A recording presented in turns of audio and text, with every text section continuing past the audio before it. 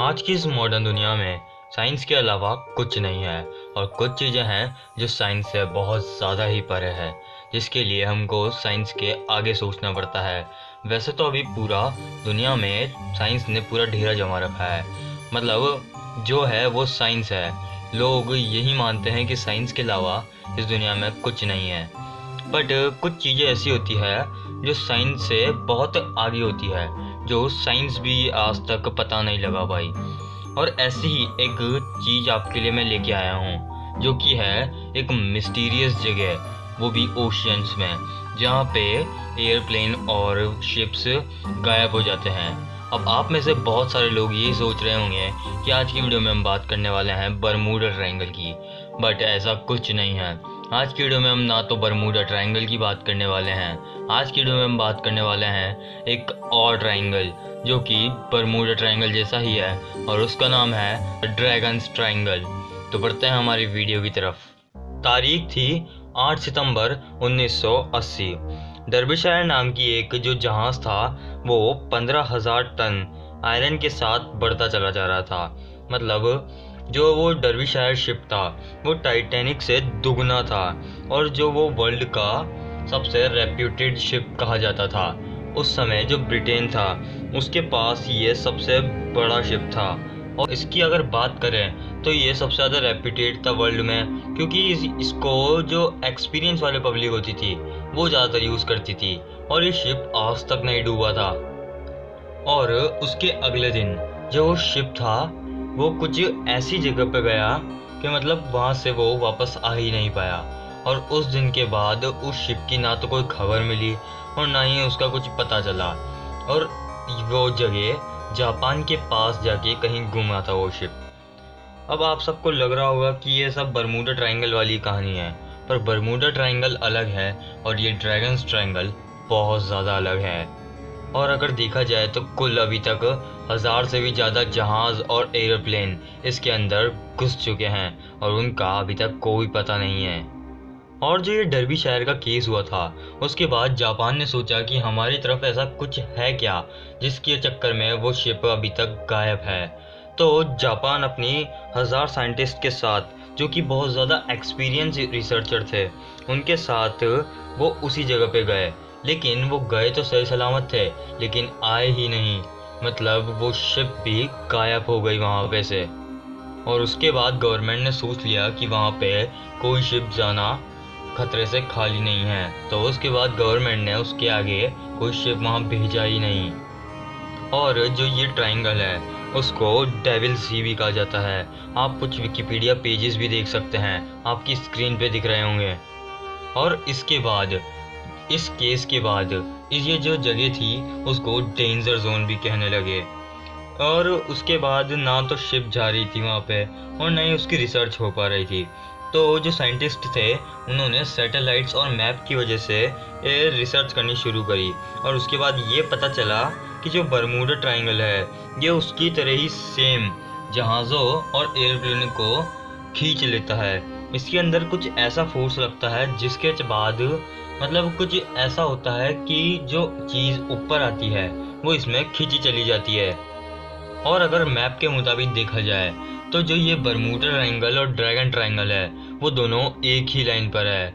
अब ये कैसा कोइंसिडेंस है, मतलब ये दोनों एक ही पाथ पे हो सकते हैं, और इन दोनों का कुछ ना कुछ कनेक्शन तो ज़रूर होगा। इसके बाद कई लोगों को लगा कि ये सब बकवास चीज़ें हैं, ऐसा ना कुछ है और ना कभी होगा। तो वो लोग वहाँ पे जाया करते थे शिप्स वगैरह लेके, बट उसके बाद वो शिप्स कभी आती ही नहीं थी, और ऐसा लोगों में वहम जगने लगा कि वहाँ पे ड्रैगन्स ट्रायंगल ज़रूरी है और वो चीज़ों को खींच लेता है। और कुछ थ्योरिस्ट ये भी कहते हैं कि उस पानी के अंदर ड्रैगन्स है जो कि शिप्स को खींच लेते हैं, पर ये कोई मानने वाली बात नहीं है। पर थ्योरिस्ट का कहना है तो अब मानना तो पड़ेगा ही सही। सबको लग रहा था कि ये एक बहुत बड़ा ट्रायंगल है जो कि अपने अंदर सब चीज़ को खींच लेता है, पर जो जापान की गवर्नमेंट थी वो रुकने वाली नहीं थी।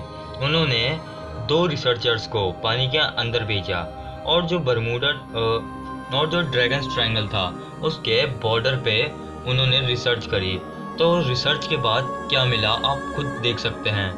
वो रिसर्च के बाद ये सब मिला और पानी के इतना अंदर ये ऐसे स्ट्रक्चर्स मिले जो कि एकदम फिक्स्ड शेप में थे। मतलब अगर पानी के अंदर कुछ होता है तो उसका कोई शेप नहीं होता, बट इनका एकदम फिक्स शेप था। और अगर देखा जाए तो ये फिक्स शेप ह्यूमंस ही बना सकते हैं। और ये दोनों रिसर्चर 1987 में अपनी रिसर्च को कंप्लीट करके आए हैं। बट उसके बाद उन्होंने अपनी हिस्ट्री भी देखी, तो जापान का मतलब जो हिस्ट्री थी जापान की, उसमें जो ड्रैगन ट्रायंगल है उसके आसपास जो भी स्ट्रक्चर दिखे उनका ना कोई रिलेशन था, और उसके बारे में ना दुनिया को कुछ पता था, और ना जापान की हिस्ट्री में ऐसा कुछ दिया गया था। अब ऐसा क्या हो सकता है जो इस जगह पे जाने के बाद ना तो शिप आती है और ना ही एयरप्लेन वापस आता है। अगर ऐसा हो जाए कि आप लोग उस जगह से गुजर रहे हों तो आपके एक्सपीरियंस क्या रहेंगे, अब मैं आपको बताता हूँ। सबसे पहले तो आपका कंपास काम करना बंद कर देगा, वो आपको उसकी निडल बहुत सारी जगह दिखाने लगेगा। और उसके बाद जो वहाँ की लाइट वाली चीज़ होती है, इलेक्ट्रिसिटी वाली सारी चीज़ें, वो बंद हो जाएगी। और जो ये इलेक्ट्रिसिटी का वाटर से नाता है वो तो आप सब जानते होंगे ही सही। और आपका मौसम और जो मौसम है वो भी बदलने लग जाएगा। कुछ रिसर्चर्स ये भी कहते हैं कि यहाँ पे टाइम डायलेशन होता है। अब टाइम डायलेशन क्या होता है, इसका मतलब होता है कि अगर आप उस ट्रायंगल के पास जाते हैं तो आपका टाइम तो नॉर्मल चल रहा होगा और दूसरों का टाइम फास्ट चल रहा होगा। मतलब अब आपको एक एग्जांपल देता हूँ। आप अपने फादर से बोलते हो कि मैं 3 दिन में घर आ रहा हूँ, और आप 3 दिन में घर आ गए, और आपने अपने फादर से बोला कि मैं घर आ चुका हूँ, बट आपके फादर आपसे ये कहें कि आपको 30 साल हो गए घर आने में, तो आपका जो रिएक्शन होगा वो कैसा होगा। और इसे ही कहते हैं टाइम डायलेशन। टाइम डायलेशन मतलब ये ब्लैक होल के केस के साथ भी हुआ था, मैंने आपको पिछली वीडियो में बताया था जिस पे आपने काफ़ी अच्छे व्यूज़ दिखाए थे। और टाइम डायलेशन का मतलब है कि जैसे आप ब्लैक होल के पास गए, और जो ब्लैक होल के पास जाते हैं उनका टाइम स्लो हो जाता है, और जब वो धरती पे आते हैं तो वो बहुत छोटे रहते हैं, और जो उनके बराबर के होते हैं वो 60 साल के हो चुके होते हैं। मतलब टाइम डायलेशन के बारे में रिसर्चर्स ने इसके लिए ही कहा है। अब आपको क्या लगता है कि ब्लैक होल और ये ड्रैगन ट्रायंगल, बर्मुडा ट्रायंगल, क्या तीनों का कोई कनेक्शन है, या फिर इनके पीछे बहुत बड़ा राज है और पूरी धरती में इतना पानी है और उन्हीं जगहों पे कुछ ऐसा क्यों होता है? ये आपके मन में सवाल पैदा हो रहा होगा, जस्ट लाइक ब्लैक होल।